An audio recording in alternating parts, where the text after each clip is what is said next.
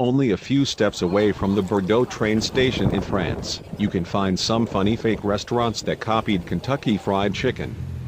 In the same street there are 4 fake KFC fast food restaurants. Here is how these places look like, that focus on selling halal food.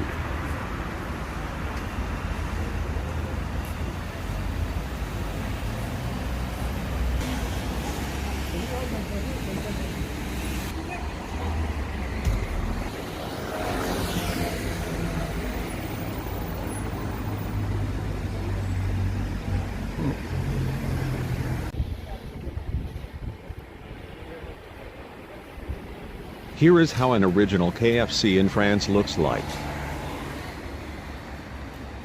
Without the images of Colonel Sanders, it would be not that easy to distinguish them.